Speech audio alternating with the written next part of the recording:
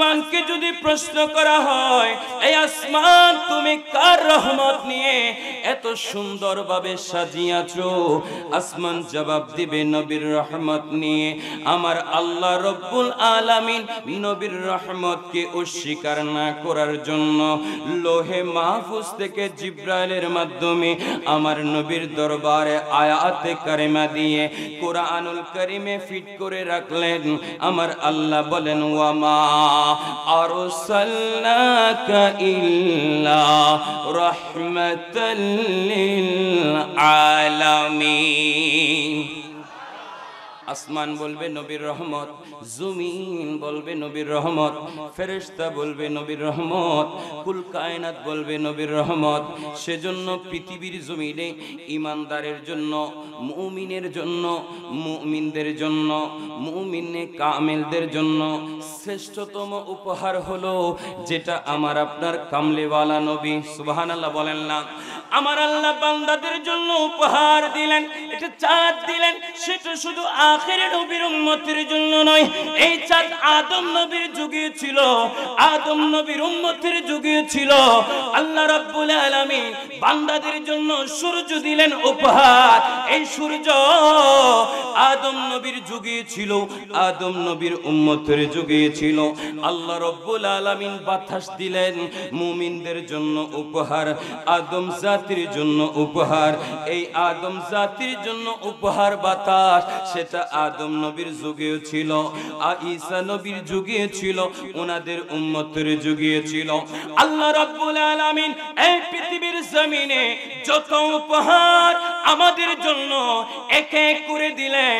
এই পশ্চিম, এই মুসলিম পাড়া ভাই বোন ছড়া মানুষ, আপনাদেরকে বলে যাই, সকাল থেকে ঘুম থেকে ওঠার পরে ঘুমানো যাওয়ার আগ পর্যন্ত যা কিছু নিয়ামত আপনি ভোগ করেন, এই সব নিয়ামত সৃজন করার আগে আমার আল্লাহ আবার আপনার জন্য, আমার আপনাদের জন্য রব্বুল আলামিন হায়াতুন নবী, জিন্দা নবী, শ্রেষ্ঠ নবী, নুরুন নবী, কামলেওয়ালা নবীকে বানালেন। সুবহানাল্লাহ বলেন না? এই নবীর চাইতে শ্রেষ্ঠ উপহার আর কিছু হতে পারে না। কেন শ্রেষ্ঠ উপহার বললাম? যে নবীর উম্মত হওয়ার জন্য দিওয়ানা ছিল আদম সফিউল্লাহ, ঈসা রূহুল্লাহ, মুসা কালিমুল্লাহ, হযরত ইব্রাহিম খলিলুল্লাহ। ওই নবীর উম্মত হতে চায়, ওই নবীর উম্মতের কাতারে যেতে চায়। সমস্ত নবীরা ফরিয়াদ করেছিল, কিন্তু নবীদের থেকে একজন নবীর ফরিয়াদ আমার আল্লাহ কবুল করলেন। সুবহানাল্লাহ বলেন না? ওই নবী কই? ওই নবী চতুর্থ আসমানে, যার নাম ঈসা রূহুল্লাহ। ইমাম মেহেদী আলাইহিস সালাতু সালাম দুনিয়ার জমিনে আসার পরপরই এই নবী ঈসা নবী নবী হয়ে আসবেন না, আবার নবীর উম্মত হয়ে আসবেন। সুবহানাল্লাহ বলেন না? ওই নবীর পজিশন কেমন, ওই নবীর লকব কেমন? ওই নবী হলো ঈসা রূহুল্লাহ। ওই নবীকে আমার আল্লাহ মুজিজা দিয়েছেন। কেমন মুজিজা? ওই নবী যদি কোন মৃত মানুষকে জিন্দা করতে চাইতো, আল্লাহ প্রদত্ত দয়ায় বলে মৃত মানুষ ঈসা রূহুল্লাহ বলে জিন্দা করতে পারতেন। সুবহানাল্লাহ বলেন না? ঈসা রূহুল্লাহকে আমার আল্লাহ কেমন মুজিজা দিলেন। হাত দিয়ে যদি কোনো কুষ্ঠ রোগীর গায়ে যদি হাত বোলাতেন, ওই কুষ্ঠ রোগী বলে রব্বুল আলামিন সঙ্গে সঙ্গে ভালো হয়ে যেত। এত মুজিজা পাওয়ার পরে, এতগুলো ক্ষমতা পাওয়ার পরে, এতগুলো ইজ্জত পাওয়ার পরে রবের পক্ষ থেকে মুসা নবী ও ঈসা নবী আপনি কেন নবীর আখির নবীর উম্মত হতে চায়? ঈসা নবী জবাব দিয়ে বলবে, এই तमाम পৃথিবীর মানুষ শুনো, ওই নবীর উম্মত হওয়ার ভিতরে এত নিয়ামত, এত বরকত, এত ফজিলত যেটা আমি নবী হয়েও পাই না, যেটা আমি নবী হওয়ার পরেও আল্লাহ আমাকে এত মুজিজা দেওয়ার পরেও ওই নিয়ামতের সাথে আমি ভোগ করতে পারি নাই। যখন আমি ঈসা নবী রবের দরবারে হাত তুলে ফরিয়াদে লিপ্ত হয়ে গেলাম, আয় আল্লাহ আমাকে আখির নবীর উম্মত বানাও, শ্রেষ্ঠ নবীর উম্মত বানাও। আল্লাহর কাছে বলে ভালো লেগেছে। ঈসা নবীকে আল্লাহ নোটিশ করলেন, ঈসা রে যাও, তোমাকে আমি আখির নবীর উম্মত হিসাবে দুনিয়ার জমিনে পাঠাবো। এখানে যারা বসছেন, এই প্যান্ডেলে যারা বসছেন, স্টেজে যারা বসছেন, বুকে হাত দিয়ে বলতে পারবেন না আমি কোনোদিন চাই নামাজে বসে আল্লাহর কাছে ফরিয়াদ করে বলি না ওগো আল্লাহ আমাকে আখির নবীর উম্মত বানাও না। এই ফরিয়াদ কিন্তু আমরা করি নাই। বিনা ফরিয়াদে, বিনা প্রার্থনায় আমার আল্লাহ কিন্তু আমাদের শ্রেষ্ঠ নবীর উম্মত বানালেন। সুবহানাল্লাহ বলেন না? এটার চাইতে বড় খুশনসিব আর পৃথিবীর জমিনে কিছু হতে পারে না। এখন বন্ধু আপনাদেরকে বোঝার জন্য বলে যায়, নবী যদি না হইতো উম্মত তো শ্রেষ্ঠ আমি হতে পারতাম না। নবী যদি না আসতো শ্রেষ্ঠ কিতাব তো নবীর কাছে আসতে পারতো না। নবী যদি না হতো এত নবীর নিয়ামত বাণী উম্মতের কাছে আসতে পারতো না। সেই জন্য পৃথিবীর জমিনে সমস্ত নিয়ামত, সমস্ত উপহারের শ্রেষ্ঠ উপহার রবের পক্ষ থেকে আমাকে আপনাকে যেটা অতি দয়া করে, মায়া করে, ভালোবেসে আল্লাহ আমাদেরকে দিয়েছেন সেটা আমার আপনাদের কামলিওয়ালা নবী মুস্তাফা। সুবহানাল্লাহ বলেন না? সেজন্য মুস্তাফা নবী, হায়াতুন নবী, জিন্দা নবী, নুরুন নবী, উম্মতের শ্রেষ্ঠ নিয়ামত সেই নবী শ্রেষ্ঠ উম্মতের কাছে কিছু মেসেজ দিয়ে যাচ্ছেন। সুবহানাল্লাহ বলেন না? এই যেমন নবী যেমন শ্রেষ্ঠ, নবীর মেসেজ গুলো শ্রেষ্ঠ। নবী যেমন শ্রেষ্ঠ, নবীর তালিমও শ্রেষ্ঠ। নবী যেমন শ্রেষ্ঠ, নবীর বাণীও শ্রেষ্ঠ। নবী যেমন শ্রেষ্ঠ, নবীর কাছে যেটা কিতাব দিল সেটাও শ্রেষ্ঠ। কেন আল্লাহ রব্বুল আলামিনের পক্ষ থেকে 104খানা কিতাব পৃথিবীর জমিনে আসলো। সব কিতাবের চাইতে যে কিতাব আমার নবীর দরবারে দিল এটার নাম কোরআনুল করিম। ওই কোরআনুল করিমের পজিশন কেমন? কোরআনুল করিমের পজিশন হলো কোরআনুল করিম দেখলে সওয়াব, কোরআনুল করিম পড়লে সওয়াব, কোরআনুল করিমকে ইজ্জত করলে সওয়াব। কোরআনুল করিম যে মাদ্রাসায় পড়া হয়, যে মাদ্রাসায় তেলাওয়াত করা হয়, যে মাদ্রাসায় রাত দিন তেলাওয়াত করা হয়, ওই মাদ্রাসার সাথে যদি কেউ মহব্বত রাখে, আমার নবী বলে আমি নবী ওই উম্মতকে মহব্বত করতে থাকবো। এই মাদ্রাসার দাম কিন্তু কোরআনের কারণে। কিন্তু কোরআন আপনি কোথায়? কোরআন জবাব দিবে আমার বাড়ি হলো বাল হুয়া কুরআনুম মাজিদু ফি লৌহে মাহফুজ। আমার বাড়ি হলো লৌহে মাহফুজে। ও কোরআন তুমি কিভাবে এই পৃথিবীর জমিনে আসলা? কোরআন জবাব দিয়ে বলবে আল্লাহর অসংখ্য মালায়েকা ফেরেশতাদের ভিতরে একজন লিডার আছে যার নাম মালায়েকা হযরত জিবরাইল আমিন। ইমামুল মালায়েকা, রাইসুল মালায়েকা জিবরাইলের মাধ্যমে আল্লাহ রাব্বুল আলামিন আমাকে হুকুম দিত মদিনার নবী যখন মক্কা, আমি কোরআনকে নিয়ে মক্কায় চলে যেতাম। মদিনার নবী যখন মদিনায়, আমার দয়াল নবীর কাছে ওই কোরআন নিয়ে জিবরাইল মদিনায় চলে যেত। এইভাবে নবীর কাছে যখন যা প্রয়োজন হতো আল্লাহ লৌহে মাহফুজ থেকে জিবরাইলের মাধ্যমে তা পাঠাতেন। সুবহানাল্লাহ বলেন না? এখন কোরআনও নিয়ামত, নবীও নিয়ামত, কিন্তু নবী নিয়ামত হিসাবে আমাদেরকে কিছু ওসিয়ত পাঠালেন, আমাদেরকে কিছু মেসেজ দিলেন, আমাদেরকে কিছু তাবরুক দিলেন। উম্মত আমি যেমন শ্রেষ্ঠ নবী, ও উম্মত তোমাদেরকে কিছু শ্রেষ্ঠ শ্রেষ্ঠ ইবাদত দিচ্ছি, শ্রেষ্ঠ শ্রেষ্ঠ বন্দেগী দিচ্ছি, শ্রেষ্ঠ শ্রেষ্ঠ নিয়ামত দিচ্ছি, শ্রেষ্ঠ শ্রেষ্ঠ আদর্শ দিচ্ছি। যে আদর্শের ভিতরে তুমি যদি ঢুকে যাও তাহলে আমার উম্মতের কাতারে ঢুকে যাবে। যে আদর্শ অন্তর থেকে মহব্বত করলে আমি নবীকে মহব্বত করা হয়ে যাবে। সেজন্য আমার নবীর আদর্শের ভিতরে এই যে সুদ খাওয়া সেটা না, অপরের হক জুলুম করা সেটা না।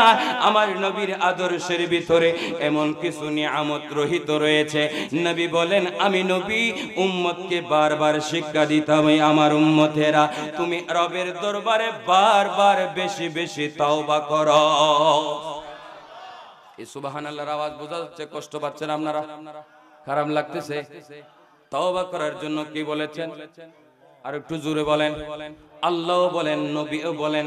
আল্লাহ কোথায় বলে? আল্লাহ বলেন ইন্নাল্লাহা ইউহিব্বুত তাওয়াবিনা ওয়া ইউহিব্বুল মুতাতাহহিরিন। সুবহানাল্লাহ বলেন না? আল্লাহ বলে যারা অধিক তাওবা করে, যারা অধিক ইস্তেগফার করে, ওই বান্দাকে আমি আল্লাহ ভালোবাসি। সুবহানাল্লাহ বলেন না? আর যে বেশি যিনি অধিক পবিত্রতা অর্জন করে, দুনিয়ার পবিত্রতা, নামাজের পবিত্রতা আছে, হজের পবিত্রতা আছে, কোরআন তেলাওয়াতের পবিত্রতা আছে। এটা আল্লাহ কোন পবিত্রর কথা বলেছেন? যে কলবকে পবিত্র রাখলে ঈমানদার হওয়া যাবে, যে কলবকে পবিত্র রাখলে মিলাদুন নবী মাহফিল ভালো লাগবে, যে কলবকে পবিত্র রাখলে নবীর মাদ্রাসা হেফজখানাকে ভালো লাগবে, ওই পবিত্রর কথা আমার আল্লাহ বলেছেন।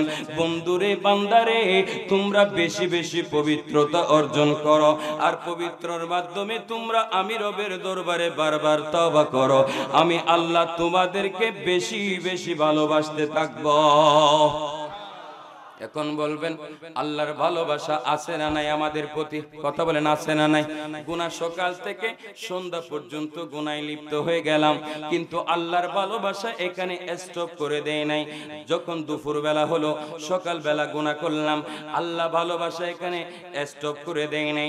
দুপুর বেলা আল্লাহ আবার আহারের ব্যবস্থা রাখলেন, দুপুরের পরে আবার গুনাহ করলাম, আল্লাহ রব্বুল আলামিন আবার সন্ধ্যা পর্যন্ত বাঁচার একটা ব্যবস্থা রাখলেন। রব্বুল আলামিনের সেই নাফরমানিতে আবার সন্ধ্যার পরে লিপ্ত হয়ে গেলাম, সন্ধ্যার পরে রাতের আবার আহার আল্লাহ বন্ধ করে নাই।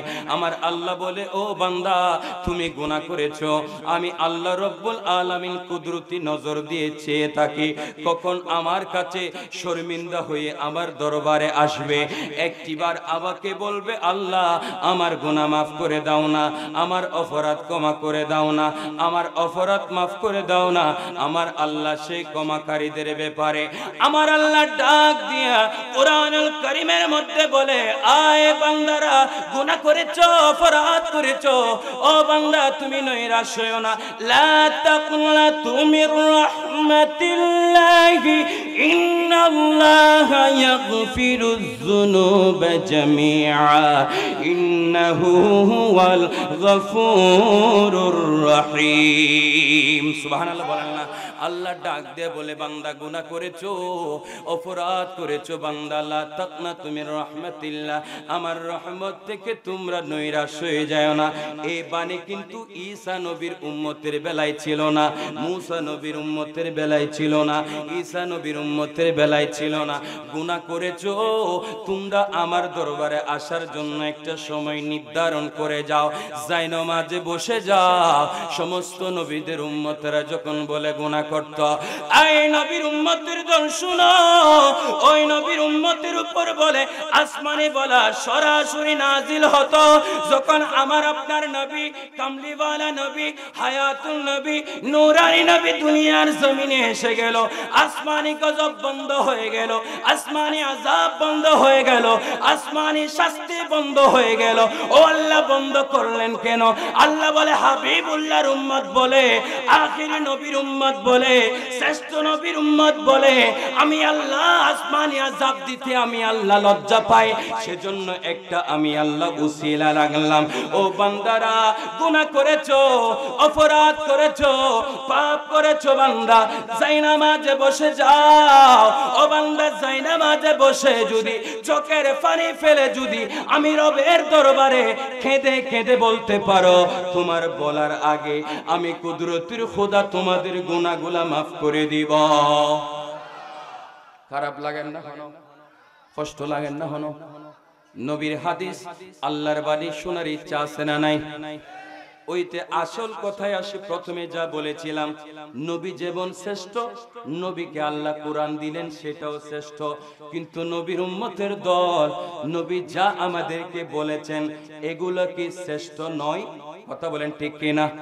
নবী যা বলেছেন সেগুলো শ্রেষ্ঠ, তবে শ্রেষ্ঠ তখন হবে যদি নবীর উম্মত নবীর কথাটা মানে। কথা বলেন ঠিক কিনা? আর একটু জোরে বলেন। খারাপ লাগতেছে নি কোন? আমার মুখে মুখে একটা হাদিস শরীফ পড়েন, পড়তে পারবেন নি? পড়তে পারবেন? এটা বহুত আলেম উলামা বইলই বাজি বুলুলি কমা চাই ফরিদ পারিবেন না? বুখারী শরীফ আর বাই কলে ফরাই, এটা ফরাইলি বহুত টিয়া লাগে, ঠিক না বেঠিক? বহুত টিয়া লাগে, কারণ 30 জন আলেম লাগে, 30 জন বড় বড় মুহাদ্দিস লাগে। সুবহানাল্লাহ বলেন না? আমার মুখে মুখে পড়ার চেষ্টা করবেন। ওয়াকালা রাসূলুল্লাহি সাল্লাল্লাহু তাআলা আলাইহি ওয়াসাল্লামা, এতটুকু বললেন সওয়াব আছে না নাই? আর একটু জোরে বলেন। বুখারী শরীফের প্রত্যেকটা হাদিসে, মুসলিম শরীফের প্রত্যেকটা হাদিসে, তিরমিজি শরীফের প্রত্যেকটা হাদিসের আগে নবীর দুরূদ আছে। সুবহানাল্লাহ বলেন না? আমার নবী কি বলেন? ওয়াল্লাহি, আল্লাহর ইজ্জতের শপথ। সুবহানাল্লাহ বলেন না? আমার মুখে মুখে বলেন, সওয়াবের আশায় পড়তে পারবেন তো? ইনশাআল্লাহ বলেন না? পড়তে পারবেন তো?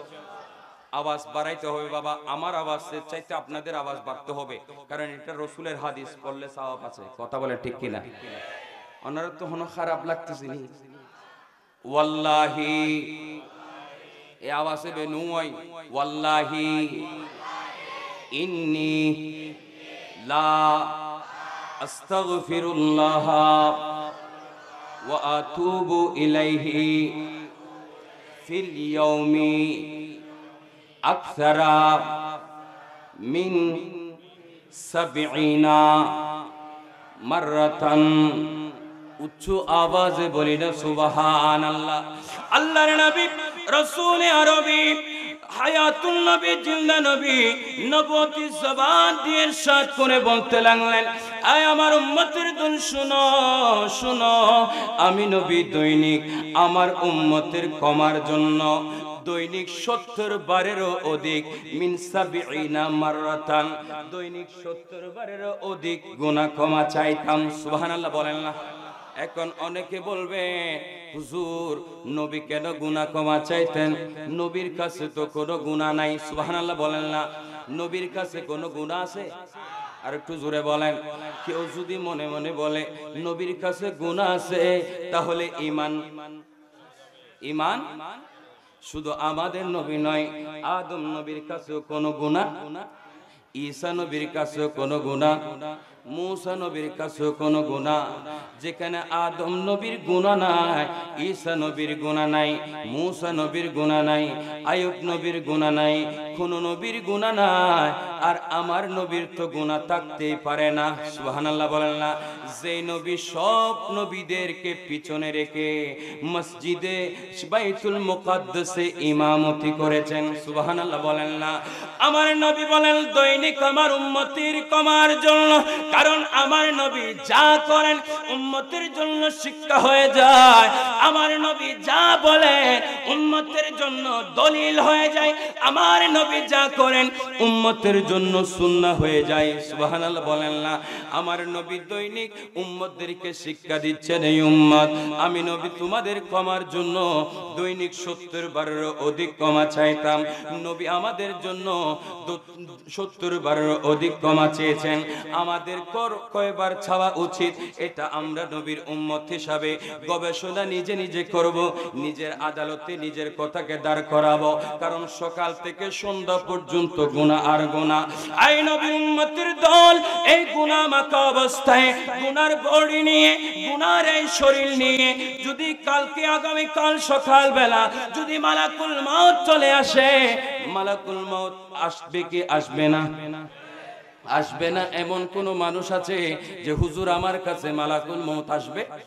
আবার এমনও কোনো মানুষ নাই হুজুর মালাকুল মউত 1 মাস পরে আসবে, আগামী বছর 2024 সালে আসবে, 25 সালে আসবে, অথবা 30 সালে আসবে, এমন কোনো মানুষ কিন্তু গ্যারান্টি দিয়ে বলতে পারবে? পৃথিবীর জমিনে আসার একটা সিরিয়াল আছে বন্ধু, যাবার কিন্তু কোনো সিরিয়াল। আগামীকাল সকালবেলা বাড়ি থেকে আপনি বাড়িতে রাতের বেলা ঘুমিয়ে গেলেন, সকাল হলো আপনি উঠলেন না, পৃথিবীর জমিন থেকে ঘুমের ভিতরে চলে গেলেন, কিন্তু আপনার বডির ভিতরে গুনাহ আর গুনাহ, নাফরমানি আর নাফরমানি, নবী বিদ্বেষী, ওলি বিদ্বেষী আচরণ, নবী বিদ্বেষী আচরণ, নবী বিদ্বেষী আলোচনা, নবী বিদ্বেষী আচরণ। যখন নাফরমানি, দুনিয়ার অপরাধ, দুনিয়ার মধ্যে পাপ করেছেন, নাফরমানি করেছেন, কিন্তু বন্ধুরে আপনি ক্ষমা চান নাই, আল্লাহর কাছে অপরাধ মাফ চান নাই, আল্লাহ ও মাফ করে নাই। আপনাকে যখন সকাল 10টা বাজে এই বাইবল চড়া কেন্দ্রীয় কবরস্থানে দাফন করা হবে, যখন আপনার কবরের উপরে চাটারি দেওয়া হবে, যখন গোল মাটি দেওয়া হবে, ডানে বামে চতুর্দিকে মাটি থাকবে। এই তো রাত হয়ে গেছে, রাত প্রায় রাত 12টা সুই সুই মুহূর্ত। এখন দেখা যায় গুটগুটে অন্ধকার। আমার নবী বলেন তোমার কবরটা এইটার চাইতে বেশি অন্ধকার হয়ে যাবে যদি গুনাহগারের কবর হয়। আমার হায়াতুন নবী, জিন্দা নবী, নুরুল নবী ডাক দিয়ে বলে, এই উম্মত, গুনাহ করে কবরে আসিও না, গুনার বোঝাটা নিয়ে কবরে আসিও না। গুনাহটা মাপ চায়া আমার সেই আল্লাহর আখিরাতের প্রথম স্তর কবরের মধ্যে তোমরা আসো। তাহলে আখেরি প্রশ্ন একটা আছে না নাই? আর একটু জোরে বলেন। আখেরি প্রশ্ন একটা আছে। প্রথম প্রশ্ন, দ্বিতীয় প্রশ্ন, তৃতীয় প্রশ্ন। প্রথম প্রশ্ন রবের পরিচয় দাও, দ্বিতীয় প্রশ্ন দিনের পরিচয় দাও, তৃতীয় প্রশ্ন নবীর পরিচয় দাও। সেজন্য ভাই বোন চোরা মানুষ আমার পরিচিত মুখ সবাইকে বলে যায়, নবী যা, নবী এইটা আমলের নাম নয়, নবী এটা আমলের নাম নয়। নবী যা বলেছেন এগুলার নাম আমল, নবী এটা ঈমানের নাম। সুবহানাল্লাহ বলেন না। নবী এটা আমলের নাম কখনো হতে পারে না। নবীকে ঈমানের মতো মানতে হবে। নবী এটা আমল নয়, নবী এটা ঈমান। নবী যা দিয়েছেন সেগুলার নাম আমল। নবী বলেছেন তাওবা করতে, এটা আমল। নবী বলেছেন নামাজ পড়তে, এটা আমল।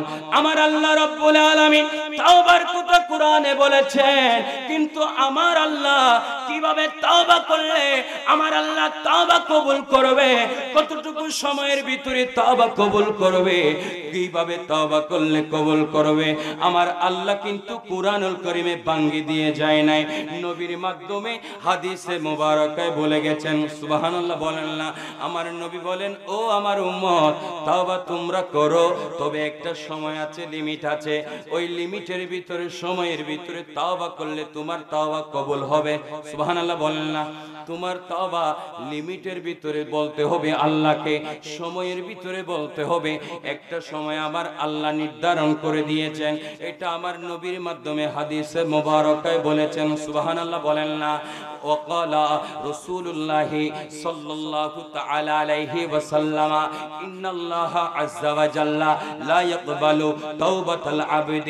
আমার দয়াল নবী বলেন, নিশ্চয় আল্লাহ বান্দার তওবা কবুল করেন, তবে একটা সময় আছে, মালাম ইউগারগি, বান্দা যখন সাকারাতের বিছানায় পড়ে যায়, যখন ঘর ঘর যখন কণ্ঠতে আওয়াজ হয়ে যায়, একবার জিহ্বাটা বের করে আবার ঢুকায়, ডানে ছেলে আছে, ছেলেকে তখন চিনে না, বামে স্ত্রী আছে, স্ত্রীকেও চিনে না, সামনে সবাই আছে, সবাই হাহাকার হয়ে আছে, কেউ পানি নিয়ে দৌড়াচ্ছে, কেউ কালমা নিয়ে দৌড়াচ্ছে, কেউ ইয়াসিন সূরা পড়ে পড়ে আল্লাহর দরবারে ফরিয়াদ করছে।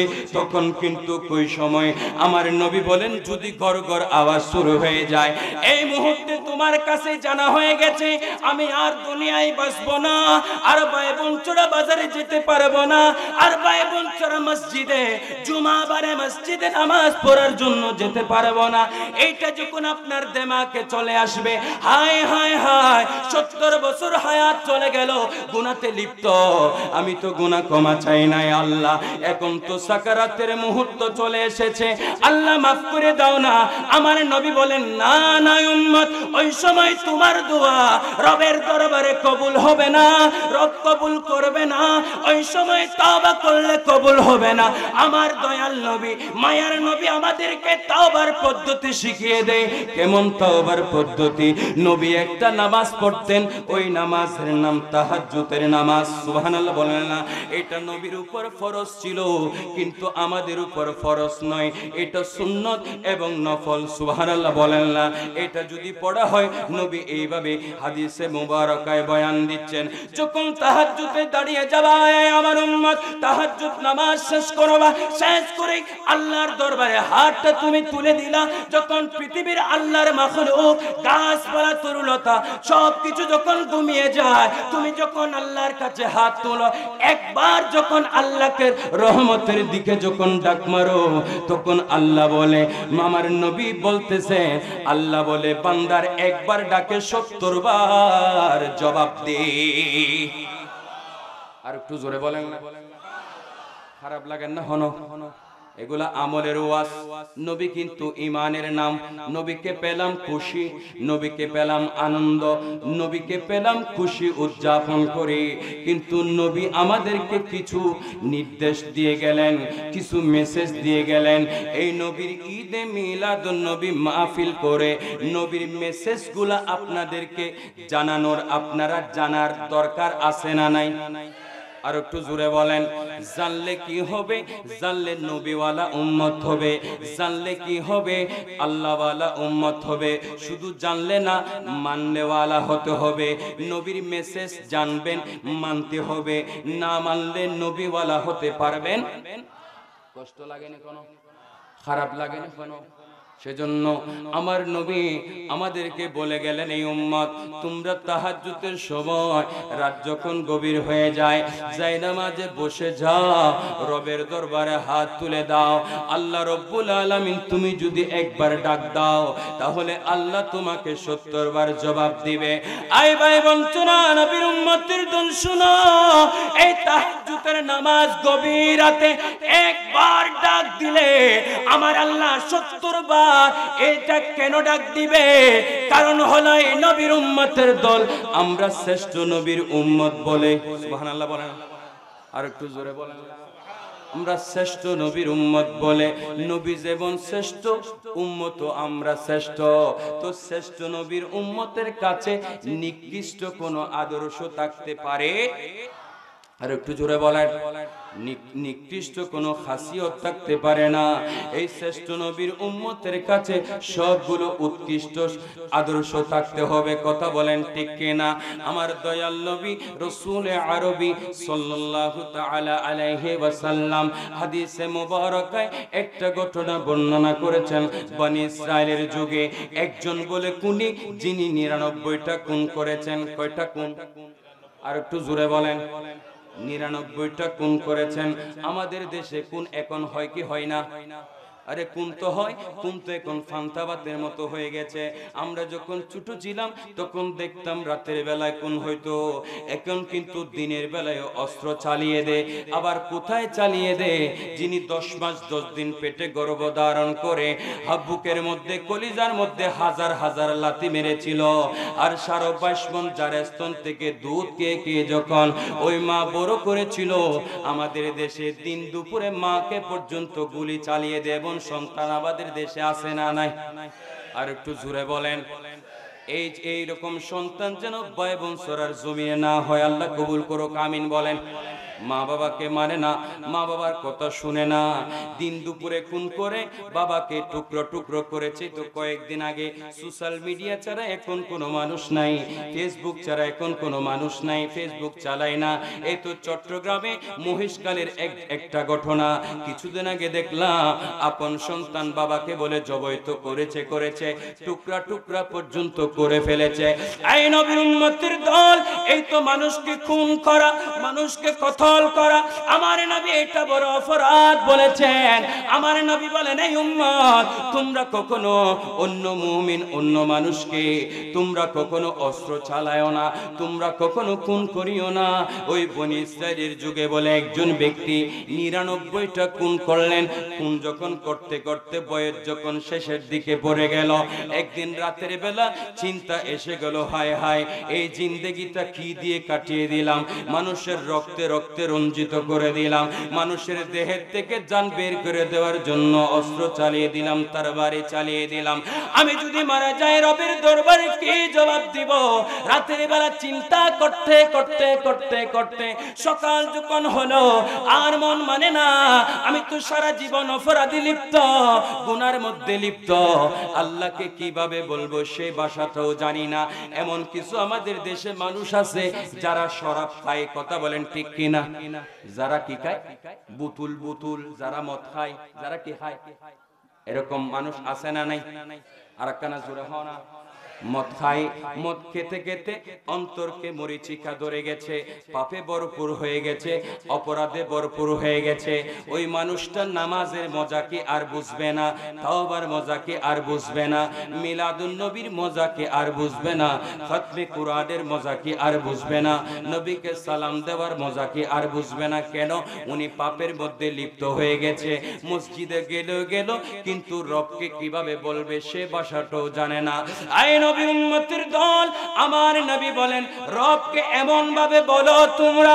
এবার একজন উজির, একজন চাকরিজীবী গিয়ে বলে ক্ষমার একটা অপশন আছে, তুমি ক্ষমা চাও। ওই পাশের আসামি যদি ওই বিশেষ জজ বরাবর যদি ভালোভাবে যদি কথা পৌঁছায় দিতে পারে, ভাষাটা যদি বলতে পারে, তাহলে সে পাশের কাষ্ট থেকে আসানিয়ত পেতে পারে। শুধু বলতে জানতে হবে। আমাদের গ্রামের ভাষায় একটা কথা আছে, যে ছেলে কান্না করে সেই ছেলে দুধ পায়। সেজন্য রবের দরবারে বলতেও জানতে হবে, বলার ভাষাটাও শিখতে হবে।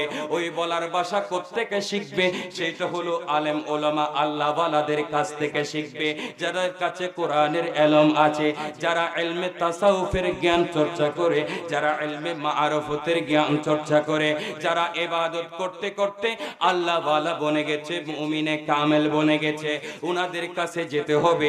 এবার ওই খুনি ব্যক্তিটা মানে না, এমন পরামর্শ কার থেকে পাবো?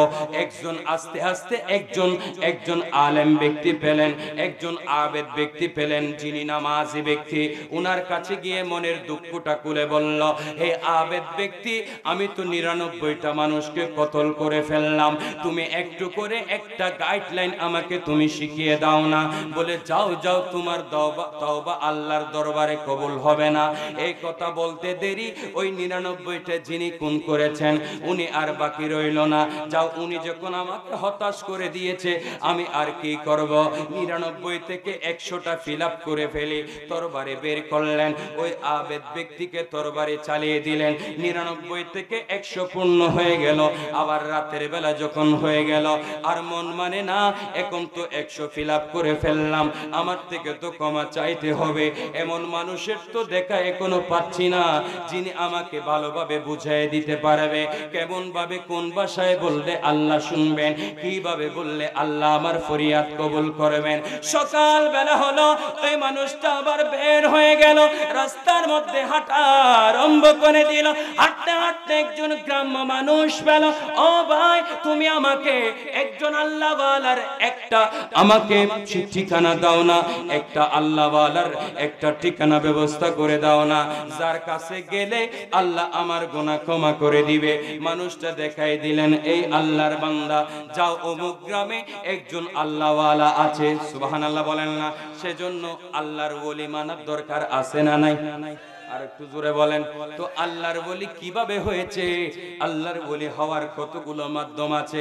আল্লাহর ওলি এই মুসলিম পাড়ার এলাকার মানুষ প্যান্ডেলের নিচে যারা বসলেন, স্টেজে যারা বসলেন, ওয়াল্লাহি আল্লাহর ইজ্জতের কসম, আমি আপনাদের ভিতরও আল্লাহর ওলি হওয়া যাবে। সুবহানাল্লাহ বলবেন না? তো আল্লাহর ওলি বাণী কি? আল্লাহর ওলি বাণী আল্লাহর বন্ধু। সুবহানাল্লাহ বলেন না? আল্লাহর বন্ধু হওয়া যাবে, তবে কেমন? এখন তো গুনাহগার, গুনাহগুলো আগে মাপ চাইতে হবে। সুবহানাল্লাহ বলেন না? আমি ওইখানে আবার আসবো। গুনাহ এবং তাওবার রুকুন, ইমামে গাজ্জালি বলেন তাওবার রুকুন হলো 4টি। সুবহানাল্লাহ বলেন? তাওবার রুকুন কয়টি? 4টি। গুনাহ করেছেন, 1 নম্বরে গুনাহ করার কারণে তোমার থেকে লজ্জিত হতে হবে। সুবহানাল্লাহ বলবেন না? 2 নম্বর, তৎক্ষণিক ওই গুনাহ থেকে তোমাকে ফিরে আসতে হবে। 3 নম্বর, ওই গুনাহতে আর কোনোদিন যাবে না, আল্লাহর কাছে দৃঢ় প্রতিজ্ঞা করতে হবে। 4 নম্বর, গুনাহ করার কারণে যেগুলো অপূরণ রেখে গেছো সেগুলো তোমার থেকে পূরণ করে দিতে হবে। হুজুর, এটা আবার কেমন? 4 নম্বরটা বুঝি নাই, কেমন করে পূরণ করব? আমার নবী উম্মতের কেমন ভালোবাসতেন। নবী বলেন, এই উম্মত নামাজ ছুটে গিয়েছে, এই জন্য নবী খাজা নামাজের একটা ব্যবস্থা রাখলেন। সুবহানাল্লাহ বলেন না? এটা আবার কেমন অপরাধ করেছো? মানুষকে কষ্ট দিয়েছো, রাস্তার মধ্যে দেখার সাথে সাথে যার সাথে শত্রুতা ছিল, নবীর সুন্নাত জবান থেকে হিংসা হাসদ ফেলে দিয়ে আগে নবীর জিন্দা সুন্নাত সালামটা দিয়ে দাও, আল্লাহর রহমত জারি হতে থাকবে। ওই দুইজনের মাঝে রহমতের ফেরেশতারা এসে বাদ্যবিদ আবদ্ধ করে দিবেন। সুবহানাল্লাহ বলেন না? এইভাবে বলে আল্লাহর রহমতের দরবারে এইভাবে গুনাহ করার কারণে ক্ষতিপূরণগুলা পূরণ করে দিতে হবে। আই নবীর উম্মতের দল শুনো, ওই আবিদ ব্যক্তির কাছে পাঠানোর জন্য বলল, ওই গ্রামে একজন আল্লাহ ওয়ালা আছে, আল্লাহর ওলি আছে, যার কাছে গেলে আপনাকে একটা এমন দিক নির্দেশনা দিবে, এমন একটা গাইডলাইন আপনাকে দেখিয়ে দিবে, যিনি আপনাকে দেখিয়ে দেওয়ার কারণে আপনার হয়তো রবের কাছে ওইভাবে বললে আল্লাহ আপনার দোয়া তওবা কবুল করবেন। মানুষটা এখান থেকে আবার বাসায় চলে গেল, বাড়ির থেকে আবার রওনা হবেন ওই মানুষের দরবারে। এবার রওনা হয়ে গেলেন, অর্ধেক পথে গেলেন, আল্লাহ রব্বুল আলামিন ওই ব্যক্তির জন্য বনি ইসরাইলের যুগের ঘটনা, আমার নবীর উম্মতের যুগে নয়, বনি ইসরাইলের যুগের ঘটনা নবী বয়ান দিচ্ছেন, উম্মতেরা যেন শিক্ষা নিতে পারে, উম্মতেরা যেন আমল করতে পারে, উম্মতেরা যেন নিয়ামত হিসাবে নিতে পারে। ওই মানুষটা যখন অর্ধেক পথে গেল, বেশি দূর যায় নাই, আল্লাহ বলে আল্লাহ রব্বুল আলামিনের পক্ষ থেকে একজন ফেরেশতা আসে, যার নাম মালাকুল মউত, যার নাম আজরাইল, যিনি বাবার থেকে সন্তানকে আলাদা করে ফেলে, সন্তান থেকে বাবাকে আলাদা করে ফেলে, স্বামী থেকে স্ত্রীকে আলাদা করে ফেলে, স্ত্রী থেকে স্বামীকে আলাদা করে ফেলে। ওই মালাকুল মউতকে পাঠিয়ে দিলেন, মৃত্যুর পরোয়ানা জারি করে দিলেন, মৃত্যুর ডঙ্কা জারি করে দিলেন। অর্ধেক পথে আসলো, আল্লাহর হুকুম পেয়ে বলে ওই মালাকুল মউত জমিনে চলে আসলো, ওই মানুষের রূহ কবজ করে নিল, মানুষের জান কবজ করে ফেললো। এখনো তওবার নামাজে বসে নাই, আল্লাহ ওয়ালার দরবারেও পৌঁছাইতে পারে নাই, শুধু নিয়ত করেছেন আল্লাহ ওয়ালার কাছে যাবে। কেন যাবে? নিয়ত হলো উনার থেকে একটা ভালো পরামর্শ দিয়ে আল্লাহর কাছে তাওবা করবে। অর্ধেক পথে মৃত্যু হয়ে গেল। এই নবীর উম্মতের দল শুনো, আমল করার চেষ্টা করুন, আরে শুনে আমল করার চেষ্টা করুন, আমল করার নিয়ত করুন।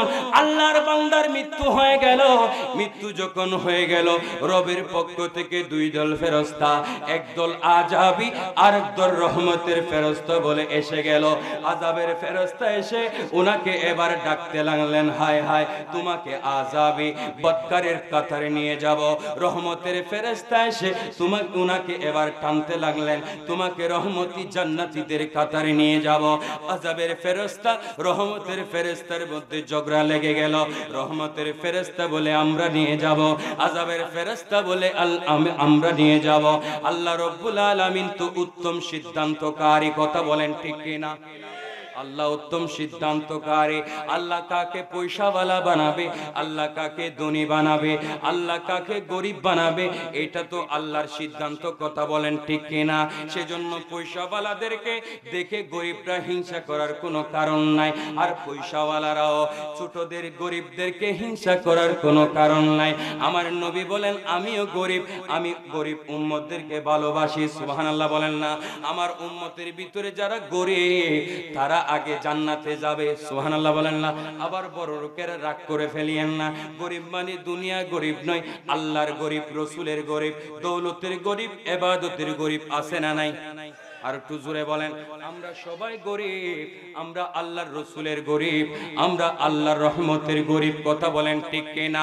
এইভাবে রহমতের ফেরেশতারা বলে আমি নিয়ে যাব, আযাবের ফেরেশতারা বলে আমরা নিয়ে যাব।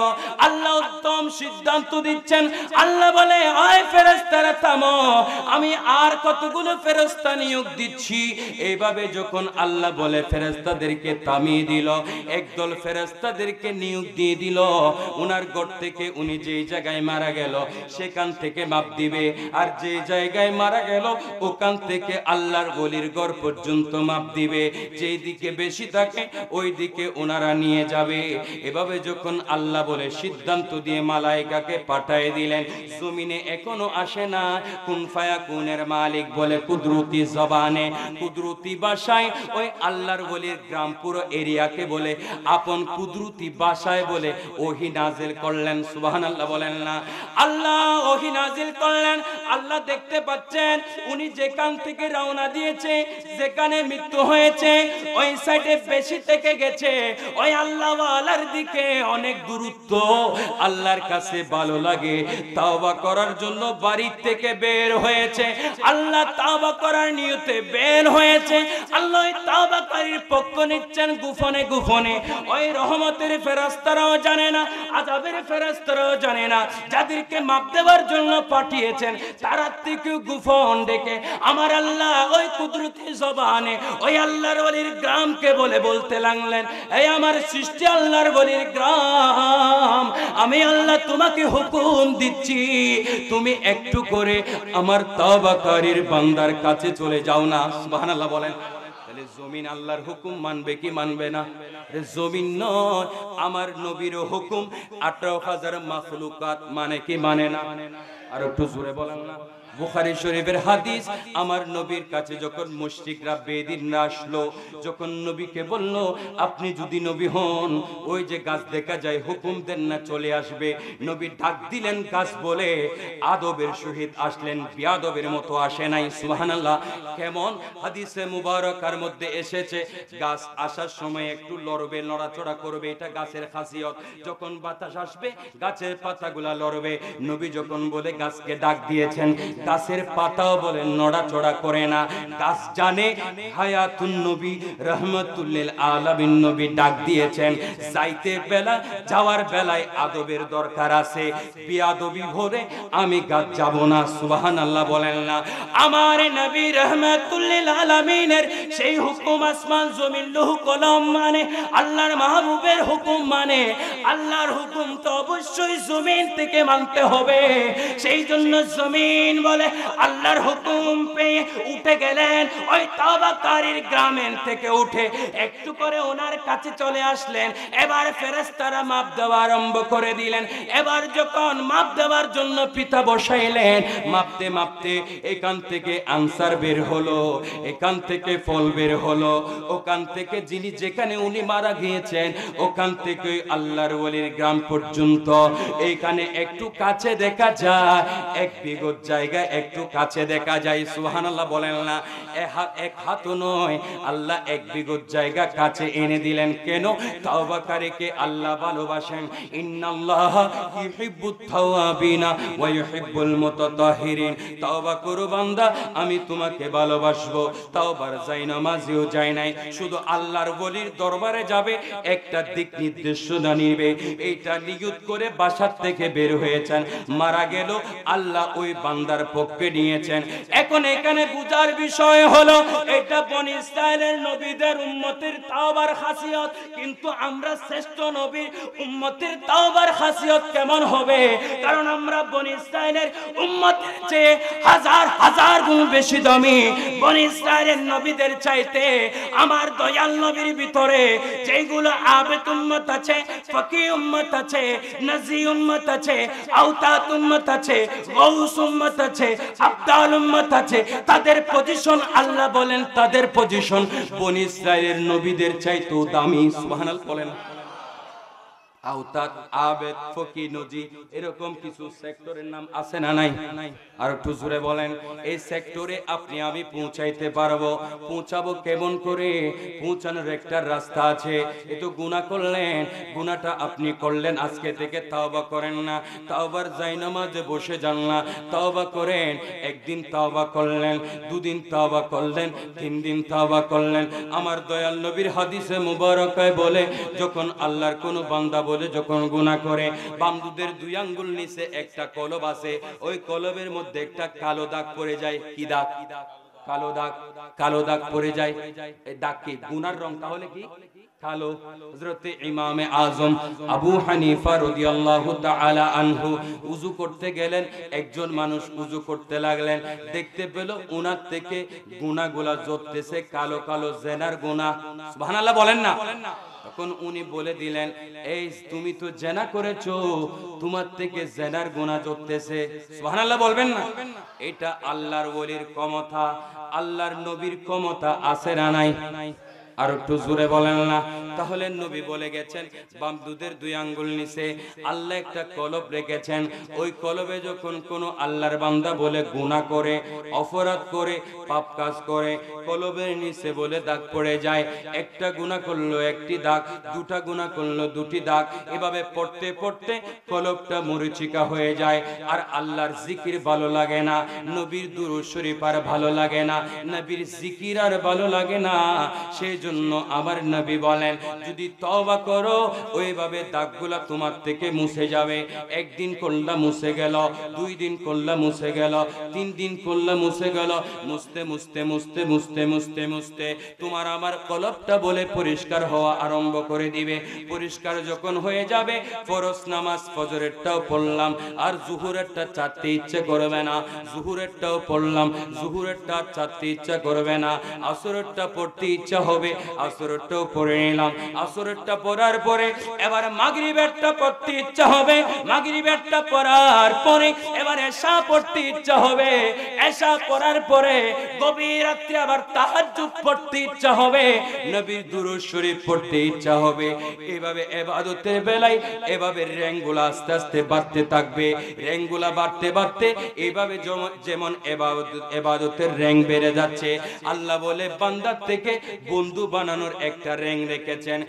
প্রথমে পুলিশে ঢুকলেন, ওই পুলিশে ঢোকার পরে একটা র্যাঙ্ক আছে কনস্টেবল, ওই কনস্টেবল যদি ভালো দক্ষতা দেখাইতে পারে এবার পুলিশ বিভাগ ওনাকে এবার একটা র্যাঙ্ক দিবে, এটা নায়কের নেয়। আর নায়ক যখন হয়ে গেল ওইখানে যদি ভালো যদি দক্ষতা দেখাইতে পারে এবার পুলিশ বিভাগ ওনাকে আর একটা র্যাঙ্ক দিবে, এটা এসআই এর র্যাঙ্ক। এভাবে আস্তে আস্তে বাড়তে বাড়তে ওসি এসপি আইজি পর্যন্ত হওয়া যায়। সেই জন্য বান্দা আল্লাহর বান্দাদেরকে আমার আল্লাহ কতগুলো র্যাঙ্কের ব্যবস্থা করলেন। এই মুমিন, এই মুসলমান বান্দা, মুসলমান থেকে আগে মুমিন হও, মুমিন হও, গুনাহ মাফ চাও, আস্তে আস্তে তোমার কলব পরিষ্কার হয়ে যাবে। আর নবীকে মাটির নবী বলতে ইচ্ছা হবে না, আর নবীকে সাধারণ নবী বলতে ইচ্ছা হবে না, আর নবীর মিলাদকে অস্বীকার করতে ইচ্ছা হবে না, আর কোনোদিন নামাজ ছাড়তে ইচ্ছা হবে না, আর কোনোদিন মিথ্যা বলতে ইচ্ছা হবে না, আর কোনোদিন তাহাজ্জুদ ছাড়তে ইচ্ছা হবে না। এইভাবে যখন ইবাদতে যখন মশগুল থাকবে, ফরজের কাছাকাছি যখন নফল করবে, আল্লাহ বলে ওই বান্দাকে আস্তে আস্তে র্যাঙ্ক দিবেন, বান্দার থেকে র্যাঙ্ক দিয়ে আল্লাহ বন্ধু বানাবেন। সুবহানাল্লাহ বলেন না। এখানে স্টেজে যারা বসলেন, প্যান্ডেলের নিচে যারা বসলেন, দাবি করতে পারবো সত্যি আমরা আল্লাহর বন্ধু, কিন্তু নয় কবুল কয়জনের হয়েছে? আর যাদের কবুল হয়েছে ওই তো আল্লাহর বান্দা যার দরবারে যাইতে চেয়েছিল, যার দরবারের এলাকাকে, যার ঘরের এলাকাকে, যার হুজরার এলাকাকে আল্লাহ নোটিশ করলেন, এ আল্লাহর ওলির এলাকা, উঠে তওবাকারীর পক্ষে হয়ে যাও না। সুবহানাল্লাহ বলেন না। সেই জন্য আল্লাহ বলে বান্দাকে কতগুলো র্যাঙ্ক দে, ওই র্যাঙ্কগুলোর থেকে বান্দার থেকে বন্ধু বানায়, বন্ধুর থেকে প্রথমে আবদাল বানায়, এভাবে আওতাদ বানায়, এভাবে ফকি বানায়, এভাবে নজি বানায়, এভাবে দরবেশ বানায়, বানাইতে বানাইতে সর্বোচ্চ র্যাঙ্ক যেটা, এটার নাম গৌস। সুবহানাল্লাহ বলেন না। ওই গৌস র্যাঙ্কে যখন উঠে যায়, বান্দার কথা আল্লাহ শুনতে পায়, বান্দার ফরিয়াদ আল্লাহ কবুল করতে থাকে, বান্দার রিয়াজত আল্লাহ কবুল করতে থাকে, বান্দা বন্ধুর সাথে আলাপ আলোচনা করে, বন্ধু যা বলে আল্লাহ তা শুনে, আল্লাহ যা বলে বন্ধুর তা ভালো লাগে। সেই জন্য ভাই বোন চোরা এলাকার মানুষ আপনাদেরকে বলে যায়, হায়াত থাকতে তওবা করে নাও, তওবা করতে করতে বামদুদের 2 আঙ্গুল নিচে কলবটা পরিষ্কার করে ফেলো। ওই কলবটা যদি পরিষ্কার হয়ে যায়, ওই কলবে বলে একটা কুরসি আছে, একটা চেয়ার আছে, ওই চেয়ারে বলে খালি থাকবে না, ওই চেয়ারে কলবু মুমিনু আরশু আল্লাহ আন-নবিয়্যু আওলা বিল মুমিনিন, মুমিনের কলবে আল্লাহ চলে আসবে, নবী চলে আসবে। ওই কলব আর খালি থাকবে না, ওই কলবটা ভরপুর হয়ে যাবে, নামাজ পড়তে ইচ্ছা হবে, মা বাবাকে আর গালি দিতে ইচ্ছা হবে? খারাপ লাগেনি কোনো? শেষ করে দিম না হনো? খারাপ লাগেনি বাবা? সেজন্য মা বাবাকে আর গালি দিতে ইচ্ছে হবে না। আমার নবী বলেন, এই উম্মত তোমরা কখনো মা বাবাকে বড় কথা বলিও না, এমন ভাবে কথা বলিও না যদি মা উফ শব্দ করে, বাবা উফ শব্দ করে, আল্লাহর আরশ আজিম বলে কাঁপা আরম্ভ করে দেয়। আল্লাহ আরশ আজিমকে ডাক দিয়া বলে, এ আমার আরশ, তুমি এভাবে কাঁপছো কেন? তোমার থেকে এভাবে কম্পন শুরু করেছে কেন? আল্লাহর আরশ কেঁদে কেঁদে জবাব দেয়, আল্লাহ ও গো আল্লাহ, তো জমিন অমুক এলাকার অমুক বান্দার একজন ছেলে এত কষ্ট করে দুনিয়ার জমিনে যখন যেদিন আগমন করেছিল, বাবা আগে মিষ্টির দোকানে গিয়েছিল আনন্দ উদযাপন করার জন্য। কারণ কেন? ঘর জুড়ে ফুটফুটে সন্তান আসবে, উনি আমাকে মুখ ফুটে বাবা বলবে। মা আনন্দ উদযাপন করেছিল, আমাকে মা বলে ডাক দিবে। ও আল্লাহ, আমি কেন কাঁদবো না, আমি কেন কাঁদবো না? ও আল্লাহ, ওই যে দেখো না অমুক এলাকার ছেলে মাকে বড় কথা বলেছে, মায়ের গায়ে আঘাত করেছে, বাবার সম্পত্তির জন্য বাবাকে কষ্ট দিয়েছে, বাবাকে বড় কথা বলেছে, বাবাকে লাঞ্ছিত করেছে, বাবাকে বিচারের কাঠ গড়ায় দাঁড় করেছে। আমাদের দেশে দেখা যায় বাবা মারা গেল, এই যে ঘরের কামরায় বাবার লাশটা পড়ে আছে, আর বড় ভাই ছোট ভাই, বড় বোন ছোট বোন সবাই মিলে জায়গা সম্পত্তির ভাগ করতেছেন। এমন নির্লজ্জ উম্মত পৃথিবীর জমিনে আর কোনো নাই যারা এইভাবে মা বাবার লাশকে ফেলে রেখে, যারা মা বাবার লাশকে ফেলে রেখে দুনিয়ার সম্পত্তি নিয়ে পাগল হয়ে যায়। ওই নবীর উম্মতের দল আপনাদেরকে একটা শিক্ষার জন্য বলে যায়, আল্লাহর ইজ্জতের কসম করে বলি, যারা বেশি লেখাপড়া করে সর্বোচ্চ র্যাঙ্কে পাঠিয়ে দেয়, জজ হয়, অ্যাডভোকেট হয়, ডাক্তার হয়, লয়ার হয়, ইঞ্জিনিয়ার হয়, বাবা সারাদিন রিক্সা চালায়, সারাদিন দিন মজুরি করে আস্তে আস্তে ওই সন্তানকে বড় করে বিশ্ববিদ্যালয়ে পড়ায়, আরাম ভালো খানার দিকে দেখে না। যখন ভালো চাকরিতে পজিশনে পৌঁছে যায়, তখন ওনার বাবাকে ওই পজিশনওয়ালা সন্তান যখন বড় হয়, যখন বিয়ে করে, যখন ভালো পরিবারের বিয়ে করে, যখন ওই পরিবারের ওনার বিবি বলে, তোমার বাবাকে আর আমার ঘরে রাখতে পারবো না। কেন কেন কেন? তোমার বাবা বৃদ্ধ হয়ে গেছে, তোমার বাবার আর সেবা করতে পারবো না, আমি সেবা করা এটা আমার পক্ষে সম্ভব নয়, আমি উচ্চ ফ্যামিলির একটা মেয়ে। এইভাবে বলে কি বলে না? কথা বলেন ঠিক কিনা? এবার সিদ্ধান্ত দিয়ে দেয়, যাও তোমার বাবাকে বৃদ্ধাশ্রমে রেখে আছো। এই ভাই বঞ্চনার মানুষ, আল্লাহর ইজ্জতের কসম, জামিয়ার ছেলে বলো, সুবানিয়ার ছেলে বলো, যত মাদ্রাসার মাদ্রাসার ছেলে আছে, যত আলেম আছে, কোন আলেমের ছেলে কোন মাদ্রাসার ছেলেকে কখনো বৃদ্ধাশ্রমে রেখে আসে না, কোন বাবাকে মাকে বৃদ্ধাশ্রমে রেখে আসে নাই, আজ পর্যন্ত পৃথিবীতে কেউ প্রমাণ দিতে পারবে না। সেজন্য আমাদের সমাজে দেখা যায় ভালো ব্রেনওয়ালা ছেলেকে ইংলিশ মিডিয়ামে পড়াও, তবে ইংলিশ মিডিয়ামে পড়াও, তবে পড়াতে আমার কোনো আপত্তি নাই, ইংলিশের সাথে সাথে কোরআনের তালিমও দাও, নবীর আদর্শের তালিমও দাও। তালিম দেওয়ানোর জন্য নবীর বাগানের সাথে সম্পর্ক রাখো। সুবহানাল্লাহ বলেন না? সেজন্য ভাই বোন চোড়া, এত একটা ছোট্ট একটা এলাকা, আমি দীর্ঘদিন এই এলাকায় ছিলাম, বুঝতে পেরেছি একজন অপরজনের সাথে ভ্রাতৃত্ববোধ আছে, মিল মোহাব্বত আছে, ভালোবাসা আছে। সেজন্য আপনাদেরকে বলি, আপনাদের এলাকায় 2টা নবীর বাগান আছে, কথা বলেন ঠিক কিনা? আছে না নাই? আর একটু জোরে বলেন। নবীর বাগান 2টা আছে, এই নবীর বাগানগুলা কারো ঘর নয়, কথা বলেন ঠিক কিনা? এই নবীর বাগানগুলা কারো ঘর নয়। এই নবীর বাগানের যদিও বা প্রতিষ্ঠিত করেছেন আলহাজ আইয়ুব শাহ, এটা বাড়িয়া দরবার থেকে প্রতিষ্ঠিত করেছে, কিন্তু প্রতিষ্ঠিত কিন্তু মালিক নয়, মালিক হলো আমার দয়াল নবী, দয়াল ভান্ডার রসুল। সুবহানাল্লাহ বলেন না? এই নবীর বাগানগুলা রসুলের বাড়ি, আর আল্লাহর ঘরগুলা আল্লাহর বাড়ি। সুবহানাল্লাহ বলেন না? একদিকে রসুলের বাড়ি, অন্যদিকে আল্লাহর বাড়ি। তো রসুলের বাড়িতে রসুলের একটা তাসিল আছে না নাই? কথা বলেন ঠিক কিনা? আল্লাহর বাড়িতে আল্লাহর একটা রহমতের তাসিল আছে। আল্লাহর বন্ধুর এইটা ঘর, আল্লাহর বন্ধুর বাড়ি, এটার সাথে যদি মোহাব্বত আবার আপনার থাকে, মনে রাখবেন এটা রসুলের সাথে মোহাব্বত রাখা হয়ে যাবে। যদি দুনিয়ার নিয়ম অনুসারে এটাকে যদি তুচ্ছ তুচ্ছ দেখা যায়, এই তো মাদ্রাসা মাদ্রাসার মধ্যে টাকা দিলাম, পয়সা দিলাম, এই তো 1 সপ্তাহ গেল, আমি অ্যাক্সিডেন্ট করে ফেললাম, এটা হলো না কেন? এই নবীর উম্মতের দল, মাদ্রাসায় আপনি 1 টাকা দিলেন, 10 টাকা দিলেন, লক্ষ টাকা দিলেন, এটা আল্লাহ রাব্বুল আলামিন কোন দিকে আপনাকে আল্লাহ দিয়ে দিবেন আপনি টেরও পাবেন না, চিন্তাও করতে পারবেন না। কারণ এই নবীর বাগানের সাথে সরাসরি রাসূলুল্লাহর সাথে নিসবত আছে, রাসূলুল্লাহর সাথে কানেকশন আছে। এই বাইবঞ্চরাতে দয়াল নবীর 2টা বাগান হয়েছে। আপনারা বড় ভাগ্যবান, 2টা বাগানকে আঁকড়ে ধরে থাকবেন, যতটুকু পারেন সাহায্য সহযোগিতা করবেন।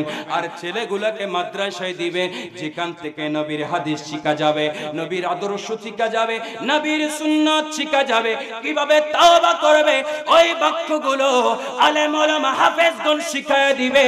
সেই জন্য আমার আপনার ছেলেকে যদি মাদ্রাসায় পড়ায়, আর আমার আপনার ছেলে আমাকে আর বৃদ্ধাশ্রমে রাখবে না, কথা বলেন ঠিক কিনা? আমাকে আর বৃদ্ধাশ্রমে রাখবে না, তবে বৃদ্ধাশ্রমে না রাখলেও তবে একটা কল্যাণের কাজ করবে বলে বাবা, সেটা কি? আমি মারা গেলাম, আমার পারে গিয়ে যখন সেই আমার সন্তান যখন পারে গিয়ে আল্লাহর কালা সূরা ইয়াসিন শরীফ যখন সুরে সুরে টেনে টেনে যখন পড়বে, বাবার কথা মনে হবে, এত কষ্ট করে আমার বাবা আমাকে সংসার চালিয়েছিল। ঈদের সময় আসলে বাবা জামা নেওয়ার আগে আমার বাবা আমাকে জামা নিয়ে দিয়েছিল, বাবা কোনো কিছু খাওয়ার আগে আমার বাবা আমাকে খাওয়াইছিল। এই ভাই কথাগুলো মনে করে ওই আল্লাহর নবীর মাদ্রাসার বাগানের তালেবে ইলম যখন সূরা ইয়াসিন শরীফ পড়বে তেলাওয়াত করবে, ওই চোখের পানিগুলো চোখ থেকে ঝরে ওই নাকের নিচে আসার আগে আল্লাহ কুদরতি রহমতের জোয়ারে বলে জোয়ার উঠে যাবে, রহমতের ঢেউ মারা আরম্ভ করে দিবে। আল্লাহ বলে ওনার বাবা যদি গুনাহ হয়, যদি বদকার হয়, ওনার সন্তান তো আমার কালাম সূরা ইয়াসিন শরীফ পড়ে ওই কবরস্থানের পাড়ে দাঁড়িয়ে আমি রবের দরবারে ফরিয়াদ করতেছে। আমার আল্লাহ রব্বুল আলামিন বলে ওই বান্দার গুনাহ বলে সঙ্গে সঙ্গে মাফ করে দিবে। এমন সন্তান আমরা বানাইতে চাই কি চাই না? আবার নবীর বাগানে রাখবেন যেন নবীর এশকে মোহাব্বত ওয়ালা হয়, কথা বলেন ঠিক কিনা? নবীর মোহাব্বত ওয়ালা হলে শ্রেষ্ঠ নিয়ামত এটাও মানা যাবে। আল্লাহ রাব্বুল আলামিন সূরা নাহলের 114 নম্বর আয়াতের মধ্যে আমার আল্লাহ বলেন, ওয়াশকুরু নি'মাতাল্লাহি ইন কুনতুম ইয়াহু তা'বুদুন, তোমরা আমার নিয়ামতের শুকর আদায় করো। সুবহানাল্লাহ বলেন না? নিয়ামতের শুকর আদায় এটা নবীর মাদ্রাসা থেকে শিখবে, কথা বলেন ঠিক কিনা? মিলাদুন নবী এটা নবীর মাদ্রাসা থেকে শিখবে, এটা আলামিন বাহারিয়া বাইবঞ্চরা মাদ্রাসা থেকে শিখবে, এটা এই হাজী সমিউদ্দিন শাহী মাদ্রাসা থেকে শিখবে। আলেম উলামারা মিলাদুন নবী সম্পর্কে বোঝাবে, নবীর আজমত সম্পর্কে বোঝাবে, নবীর ইজ্জত সম্পর্কে বোঝাবে, নবীর আজমত সম্পর্কে বোঝাবে, নবী কেমন এইটা বোঝাবে, নবী এটা আমল নয়, নবী এটা ঈমান বোঝাবে। আস্তে আস্তে বুঝতে একে একে যখন বড় হবে, যখন উপযুক্ত হয়ে যাবে, আর অন্য পথে যেতে পারবে না, ইহদিনাস সিরাতাল মুস্তাকিমের পথে থাকবে। আর ছেলে যদি ইহদিনাস সিরাতাল মুস্তাকিমের পথে থাকে, ওনার মতো ভাগ্যবান বাবা পৃথিবীতে আর কিছু নাই। ওই বাবাটা লয়ারের বাবার চাইতো হাজার হাজার গুণ বেশি দামি, ওই বাবাটা একজন ডাক্তারের বাবার চাইতো হাজার হাজার গুণ বেশি দামি হবে, ওই বাবাটা একজন উকিলের চাইতো হাজার হাজার গুণ বেশি দামি হবে। পৃথিবীর সব বাবা এক না, একজন আলেমের বাবা সেটা অনেক দামি। সুবহানাল্লাহ বলেন না? ওই আলেমের বাবা যদি হতে পারো, আজকে 3 জন ছেলে আমাকে বলা হয়েছে হাফিজে কোরআনের পাগড়ি মাথায় দিবে, ওই বাবাগুলো এখানে আছে কিনা আমি জানি না, তবে ওই বাবাদের অন্তরে এমন মোহাব্বতের ঢেউ দিচ্ছে, সারাদিন রিকশা চালায়া মাসে অল্প অল্প টাকা আমি ভাই বোনরা হাজী সমিউদ্দিন শাহ মাদ্রাসায় দিয়েছি। 3-4 বছর পরে আমার ছেলে কোরআনের পাখি হওয়ার জন্য আজকে মাহফিলে এসে নবীর পাগড়ি সুন্নাত মাথায় পড়বে, কোরআনের পাখির মধ্যে খাতার মধ্যে নাম উঠে যাবে। ওই বাবার মতো শ্রেষ্ঠ বাবা পৃথিবীতে আর কোন বাবা হতে পারে? আর একটু জোরে বলেন না? খারাপ লাগেনি কোনো? কষ্ট লাগেনি কোনো? সেজন্য ওই বাবাগুলো অনেক দামি বাবা, যারা কুরআনুল কারীমের হাফেজের বাবা হয়েছে, কথা বলেন ঠিক কিনা? ওই বাবাগুলো বেশি দামি যারা আলেমের বাবা হয়েছে। সেজন্য আমরা যারা আলেম আছি, আমার বাবা তো এখনো আল্লাহর রহমতে বেঁচে আছে, একটু দোয়া করুন, আল্লাহ নেখায়াত দারাজ করুক, আমিন বলেন। আমার বড় যেটা মারা গেল, অনেক নামি দামি মানুষ, 3 পার্বত্য জেলা খাগড়াছড়ি, বান্দরবন, রাঙ্গামাটির কুড়ের পেশকার ছিল, ওনাকে অনেকে চিনবেন, বদি আলম পেশকার বলে। উনি খাগড়াছড়িরও পেশকার ছিল, রাঙ্গামাটিরও পেশকার ছিল, বান্দরবনেরও পেশকার ছিল বদি আলম। উনি যখন মারা গেল, আমি চট্টগ্রাম সুবহানিয়া থেকে আসলাম, যখন ওই তবলছড়ি বাজারে যাই নামাজে যখন দাঁড়াইলাম, জানামাজের পরে যখন দোয়া করলাম, মানুষ সবাই বলে উনার বাবা শ্রেষ্ঠ একজন সন্তান বানিয়েছে। এটা আমার ফখর নয়, এটা আমার শুকর। সেজন্য এটা আপনাদেরকে বুঝার জন্য বলছি। সবাই চোখ থেকে কেঁদে কেঁদে বলেছিল ওনার ছেলে ডাক্তার আছে, ইঞ্জিনিয়ার আছে, লয়ার আছে। সেই জন্য আজকে ওনার ছেলে, এই যে ওনার চাচা কাটিয়ার পাশে দাঁড়িয়ে রবের দরবারে হাত তুলে এই যে কথা বলতে পেরেছে, ফরিয়াদ করতে পেরেছে, এমন ভাগ্যবান ভাতিজা উনি বানিয়েছে। সেই জন্য আপনাদেরকে বোঝার জন্য বলছি, আমার সান্ত্বনার জন্য বলছি না। আপনার ছেলে যদি উপযুক্ত আলেম হয়ে যায়, এই যে মাওলানা ফয়সাল কুতুবী উপযুক্ত একজন আপনারা খতিব পেয়েছেন, একজন আলেম পেয়েছেন, নবীর একজন সচ্চা গোলাম পেয়েছেন, আমার নুরুন নবী ভাই একজন নবীর সচ্চা গোলাম পেয়েছেন। ওনার মনে একটা ব্যথা থাকতে পারে, আমার সন্তানকে যদি আলেম নাও বানাইতে পারে, তবে এমন কিছু বাবার সন্তানেরা মাদ্রাসায় পড়ে, ওই সমস্ত সন্তানের সাথে আমার ভালোবাসাটা রাখি না। কিয়ামতে হাসরের ময়দানে আমি তো ওনাদের সুপারিশ, ওনাদের দয়া, ওনাদের রহমত পাবো, কথা বলেন ঠিক কিনা? এখন আসুন, ওই কোরআনের বাগানের সাথে সম্পর্ক রাখলে কেমন ফায়দা আছে, কোরআনের সাথে সম্পর্ক রাখলে কেমন ফায়দা আছে। আমার নবীর হাদিস বলেন, আমাকে আপনাকে যখন অন্ধকার কবরে 3.5 হাত মাটির নিচে বলে যখন দাফন করে ফেলবেন, ওই কোরআন যেটাকে দুনিয়ায় থাকতে ভাই বোন চোরার মানুষ অন্তর থেকে ভালোবেসেছিল, ওই কোরআন বলে ওই ভাই বোন চোরা কেন্দ্রীয় জামে মসজিদের কবরস্থানে যখন বলে দাফন করা হবে, ভাই চলে আসবে, বন্ধু চলে আসবে, পাড়া প্রতিবেশী আলেম সমাজ চলে আসবে, ওই সময় কুরআনুল কারীম বলে মাথার পাশে দাঁড়িয়ে থাকবে। সুবহানাল্লাহ বলেন। কোন দিকে দাঁড়িয়ে থাকবে? মাথার পাশে দাঁড়িয়ে থাকবে। কোরআনের সেদিন আওয়াজ বের হবে, জবান বের হবে, এই ফেরেশতা আসিও না, তুমি যদি আসো আমি কোরআন তোমাকে মেরে দেব। সুবহানাল্লাহ বলেন। আর একটু জোরে বলেন না।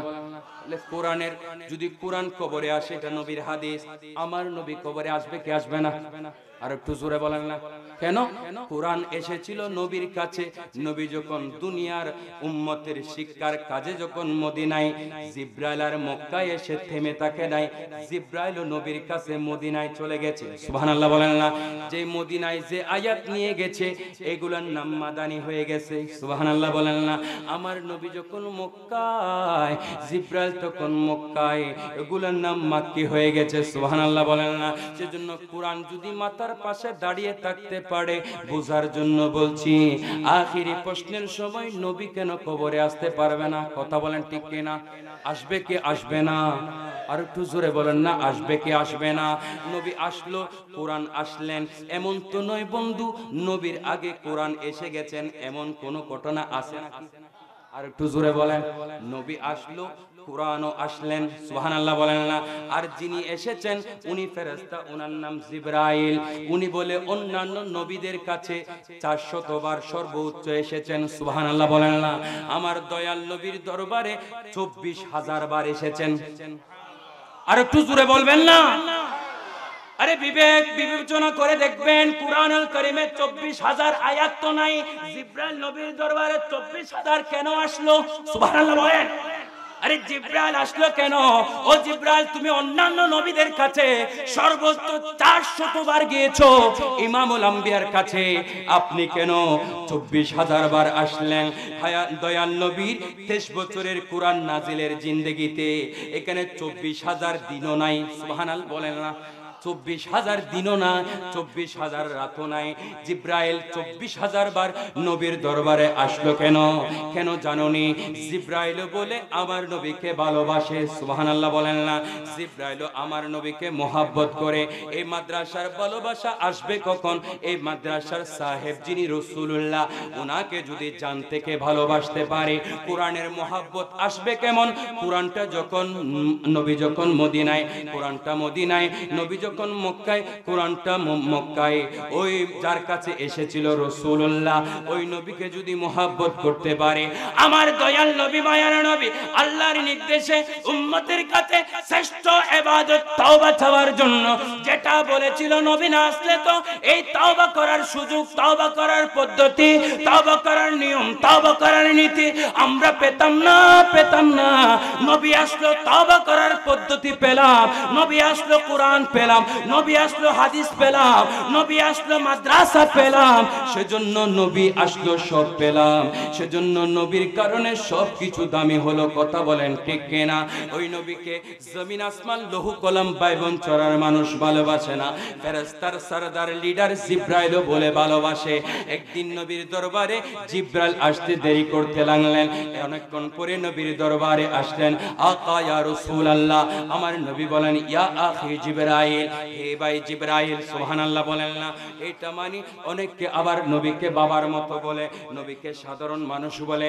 এটা বোঝানোর জন্য বলছি, আমি কাউকে গালি দেওয়ার অভ্যাস আমার নাই, কাউকে বকা দেওয়ার অভ্যাস আমার নাই। এটা নবীর আদর্শতে পড়ে না বলে আমি কট্টর ভাষায় কথা বলি না। কেন আমার নবী জিব্রাইলকে ভাই বললেন কেন? জিব্রাইল তো নূরের তৈরি। কথা বলেন ঠিক কিনা? জিব্রাইলকে বলে, ইয়া আখি জিব্রাইল, হে ভাই জিব্রাইল, তুমি আমার দরবারে আসতে দেরি করলে কেন? জিব্রাইল বলে, ইয়া রাসূলুল্লাহ, আমি তো রবের গোলাম, রবের পক্ষ থেকে আদেশ হলো আর আমি আসতে চাই। আমি তো বারবার মনে চাই আপনি রাসূলুল্লাহর দরবারে আসতে। অনেকক্ষণ প্যারা নবীর দরবারে আলোচনা হলো, আলাপ আলোচনা হলো। আমার নূরুন নবীকে বলে, জিব্রাইল একটা মনের আর্তনাদ জানাচ্ছেন, মনের আশা জানাচ্ছেন। আকা ইয়া রাসূলুল্লাহ, আমি জিব্রাইলের বড় ইচ্ছা হচ্ছে, বড় একটা আশা আছে। বলে, ইয়া রাসূলুল্লাহ, কি আশা? আমার নবী বলেন, ও জিব্রাইল, কি আশা বলো। এবার জিব্রাইল নবীর দরবারে আদবের সহিত বলতে লাগলেন, ইয়া রাসূলুল্লাহ, আল্লাহ আমাকে মোহাব্বত করে 600 ডানা দিয়েছেন, যেগুলা একটা যদি আমি ডানা দিয়ে দুনিয়ার জমিনে ছেড়ে দিই, চোখের পলক মারার আগে আগে আমি আপনার দরবারে চলে আসি। আমি 6টা ডানা কোনোদিন ইউজ করি নাই দুনিয়াতে আসার জন্য। আকা ইয়া রাসূলুল্লাহ, আমার ডানাগুলো অনেক মহান মহান। আমার আল্লাহ আমাকে 600 ডানা দিয়েছেন, 100 নয়, 200 নয়, 600 ডানা দিয়েছেন। আকা ইয়া রাসূলুল্লাহ, আমি জিব্রাইলের ইচ্ছা হচ্ছে যেদিন হাসরের ময়দান আল্লাহ বানাবেন, ওই হাসরের ময়দান উত্তপ্ত থাকবে। ওই হাসরের ময়দানে আল্লাহ রাব্বুল আলামিন ভয়ঙ্কর জাহান্নামের উপর দিয়ে একটা বলে ফুলসিরাত নামে একটা বাহন লাগবে, একটা পারাপারের ব্যবস্থা রাখবেন, যেটা পার হলে এই পারে থাকবে হাসরের ময়দান, নিচে থাকবে জাহান্নাম, ওপরে থাকবে আল্লাহর আটকানা নূরি জান্নাত। সুবহানাল্লাহ বলেন না? আকা ইয়া রাসূলুল্লাহ, একটা ডানা আমি দুনিয়ার জমিনে আপনার দরবারে আসার সময় ব্যবহার করেছি গো রাসূল।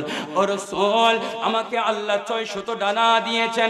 আকা ইয়া রাসূলুল্লাহ, আমি জিব্রাইলের ইচ্ছা জাগে, আমি জিব্রাইলের এরাদা হয়, আমি জিব্রাইলের মনে চাই, হাসরের ময়দানে যখন আপনার উম্মতেরা ফুলসিরাতের পারে উঠবে, বড় ক্লান্ত থাকবে, দুর্বল থাকবে। আকা ইয়া রাসূলুল্লাহ, আমি জিব্রাইল এটাও জানি, আপনার উম্মতের আগে কেউ জান্নাতের পথে হাঁটতে পারবে না, ফুলসিরাতে উঠতে পারবে না, মিজানের পাল্লায় যেতে পারবে না। সবার আগে আপনার উম্মতের ফয়সালা হবে। আকা ইয়া রাসূলুল্লাহ, আমি জিব্রাইলের ইচ্ছা হয় 600 ডানাগুলা আমি যেন ফুলসিরাতের পারের মধ্যে বিছায়া দিই। আর একটু জোরে বলেন না? তাহলে জিব্রাইল যদি আখির নবীর উম্মতের জন্য ফুলসিরাতের পারের মধ্যে যদি ডানা বিছায়া দেয়, সেদিনটা আমরা আখির নবীর উম্মত হিসাবে আমাদের জন্য কেমন হবে? কথা বলেন ঠিক কিনা? তবে দুনিয়ায় থাকতে মুমিন বনতে হবে। কথা বলেন ঠিক কিনা? দুনিয়ায় থাকতে ইমানদার বনতে হবে, দুনিয়ায় থাকতে আমলওয়ালা বনতে হবে, দুনিয়ায় থাকতে মৃত্যুকে সুন্দর করতে হবে। কথা বলেন ঠিক কিনা? আল্লাযী খালাকাল মাউতা ওয়াল হায়াতা লিয়াবলুআকুম নাবলুয়াকুম আইয়ুকুম আহসানু আমালা। দুনিয়ার সুন্দর সুন্দর আমল দিয়ে তোমার মৃত্যুকে তুমি সাজায় ফেলো। সুবহানাল্লাহ বলেন না? মৃত্যু এটা আবার কেমন সাজবে? মৃত্যুর এটা একটা সাজ আছে, কথা বলেন ঠিক কিনা? মৃত্যুর একটা সৌন্দর্য আছে। কেমন সৌন্দর্য? যেদিন বলে মালাকুল মউত আসবে, মুমিনের কাছে আসার সময় আগে জান্নাতে যাবে, জান্নাতে গিয়ে সুগন্ধি লাগাবে, রেশমি কাপড় পরিধান করবে, একটা রেশমি কাপড় নিবে মুমিনের রূহটা নেওয়ার জন্য। সুবহানাল্লাহ বলেন না? সেজন্য মৃত্যুর একটা সাজগোজ আছে। আর মুমিন ব্যক্তিটা যদি ওই মুমিন ব্যক্তিটা যদি মৃত্যুর বিছানায় পড়ে যায়, আমার মদিনার নবী এসে ওই মুমিন ব্যক্তিকে বলে দেখা দিবে। সুবহানাল্লাহ বলেন না? মুমিন ব্যক্তিটার যখন জান চলে যাবে, আল্লাহ ওনার চোখের সাথে সরাসরি আল্লাহর নূরি জান্নাতের একটা কানেকশন লাগবে। সেজন্য দুনিয়ার কোনো কষ্ট ওনার কাছে সে সময় কষ্ট অনুভব হবে না, কারণ জান্নাতও দেখবে, নবীও দেখবে, কালিমাও জবানে আসবে। সেজন্য মৃত্যুকে দুনিয়ায় থাকতে সাজাও, দুনিয়ায় থাকতে যদি সাজাও মৃত্যুর বিছানায়, কান্না আসবে না হাসি আসবে। এটা হলো নবী মুস্তাফাকে দেখার হাসি। আর একটু জোরে বলেন। নবী যা বলেছেন আমল করার দরকার আছে না নাই? নবী যা বলেছেন আমরা আমল করলে লাভ হবে না ক্ষতি হবে? আওয়াজ বোঝা যাচ্ছে? কষ্ট পাচ্ছেন? 12টা অনেক, প্রায় 12টা কাছাকাছি, 11:30 বেজে গেছে। আর কষ্ট দিব না। নবী যা বলেছেন আমল করার দরকার আছে না না? আমল করার দরকার আছে না না? এখন কি 12:30? হাই হাই, তো আমিও নাই। আপনার কি কষ্ট লাগে? 12:30 যখন বাজে গিয়ে আর ভিডিও ম্যান আর স্নেহবাজন নাজিমে হদ্দুজ 12:30 আয় তুলি 12:30 বাজে গিয়ে হইতে না পারি। ওনার তো হনো কষ্ট লান না, খারাপ লান না, হনো ওনার মানুষ তো ওনারা তো আর ফিনন, ঠিক না বেঠিক? হয়তো মনে মনে হইতে লাগে কিন্তু হুজুরের ওয়াজ তো বহুত শুননি, এই মাদ্রাসার মাড়ত হল মতন নি, মসজিদের মাড়ত নি, আর উন্তি মনে হর অবশ্য ওনার তো উন্তি মনে হর দিতে না রে। ওনারা দাওয়াত দিয়ে মেহমান হিসেবে বানায় নুন, তবে ওনারা লাই মেহমান, কিন্তু আয় মেহমান হিসেবে ওনার হাসে আয়দের মতো যোগ্যতা আত্মনি দুন নাই। ওনার হাসে সিধে অল্প দোয়া আল্লাহ আল্লাহ ওনারা দোয়া যেন আর দুনিয়া এবং আখিরাতের বরকতে ইজ্জতের হাতে যেন আল্লাহ কবুল করে, আমিন। ওনারা তো হস্টলার ফাল্লা কার দুরূদ শরীফ পড়ুন, সালাতুনিয়া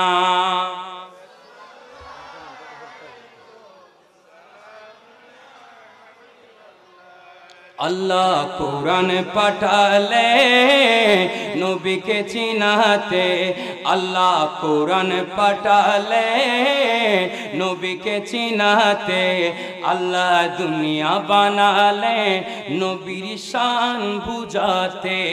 সুবহানাল্লাহ বলেন। আর কানা জোরে হন না।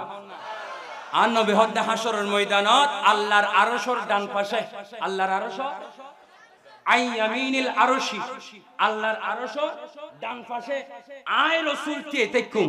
সুবহানাল্লাহ হইবেন।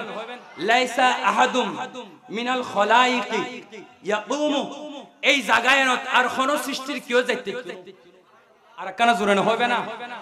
আজ কে তাইকুমি তার কেউ যায় ফাইতু নবী তিরমিজি শরীফের হাদিস, আর নবী হদ্দে আজ তাইকুম ই তারা আর কেউ যায়, আর কেউ যায় নফারিবু, কিল্লে নফারিবু দে জায়গায় এনে শুধু আর নবী যাইতে পারিবু দে। সুবহানাল্লাহ।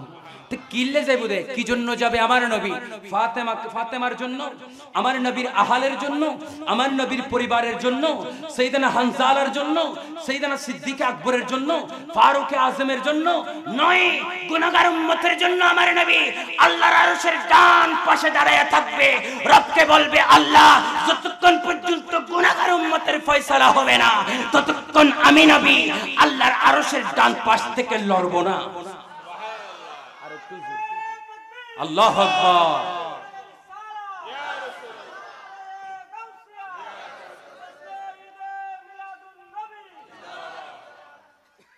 আমার নবীর অনেকগুলা নাম রয়েছে, তার ভিতরে বুখারীর একটা হাদিস এসেছে, আমার নবী বলেন লি খামসাতুন আসমাইন, আমার বিশেষ 5টি নাম রয়েছে। 1 নম্বরের নাম আনা মুহাম্মাদুন। সুবহানাল্লাহ বলেন। যেটা আমার আপনাদের পরিচয়, কথা বলেন ঠিক কিনা? মোহাম্মদ আব্দুর রহমান, মোহাম্মদ শ্রদ্ধাভাজন আব্দুল কালাম, মোহাম্মদ জাহাঙ্গীর আলম ভাই, এভাবে মোহাম্মদ একটা আছে না? আর একটু জোরে বলেন। তবে বর্তমান সমাজ এত ডেভেলপ হয়ে গেছে, এতটা আধুনিক হয়ে গেছে, এখন আর ছেলের কাছে যদি জিজ্ঞেস করি বাবা তোমার নামটা বলো, মুহাম্মদ আর বলে না, কারণ ওনাকে সেটা শিক্ষা দেওয়া হচ্ছে। আর একটু জোরে বলে, উনি মুহাম্মদ বলতে বলে যায়। মুসলমান হিসেবে আমাদের আগে মুহাম্মদ আগে লাগাইতে হবে। এক নম্বর নাম মুহাম্মদ, দুই নম্বর নাম হচ্ছে ওয়া আহমদ, আমার নবীর নাম হচ্ছে আহমদ। এটা কি আসমানি জগতে আল্লাহ আমার নবীর নাম আহমদ রাখতেন, সুবহানাল্লাহ। সেজন্য আমার নবীর এই নামগুলোর ভিতরে আরেকটা নাম হচ্ছে মাহি, সুবহানাল্লাহ বলেন না। কেন মাহি? কেন? আমার নবী যখন আসলো সমস্ত কুফুরের দুলিশাত হয়ে গেল, সমস্ত কুফুরগুলো দুনিয়া থেকে চলে গেল, সুবহানাল্লাহ বলেন। আমার নবীর আরেকটা নাম হচ্ছে হাশের, সুবহানাল্লাহ। হাশের কেন? হাশের মানে একত্রিতকারী। আমার নবী হাসরের ময়দানে দাঁড়াবেন আর সমস্ত হাসরবাসীতে শুধু আমার নবীর উম্মত নয়, আদম, ঈসা, মুসা, ইব্রাহিম, দাউদ, সুলাইমান সমস্ত আম্বিয়া কেরামের উম্মতেরা সহ হাসরের ময়দানে একত্রিত হবে, সুবহানাল্লাহ বলেন। হাসরের ময়দানে একত্রিত হবে। আমার নবীর নাম কি? হাসর। আরেকটা নাম হচ্ছে আকিব, সুবহানাল্লাহ বলেন। আকিব, আমার নবী হচ্ছে শেষ নবী, সুবহানাল্লাহ বলবেন না। সেজন্য আমার নবী যা আমাদেরকে দিয়ে গেলেন, আমি যা বললাম, নবী যা আমাদেরকে বললেন, আপনাদেরকে যা বললাম, আমি আমল করব, আপনারাও আমল করবেন। আল্লাহ আমাদেরকে আমল করার, দ্বীন ও দুনিয়াকে মজবুত করার, দ্বীন ও দুনিয়াকে দুরুস্ত করার, আমরা যেন আমলদার উম্মত হতে পারি, আমরা যেন তওবাকারী উম্মত হতে পারি, আমরা যেন মা বাবার সেবাকারী উম্মত হতে পারি, আমরা যেন আদর্শ নবীর উম্মত যেন হতে পারি। আল্লাহ আমাদের সেই তৌফিক দান করুক।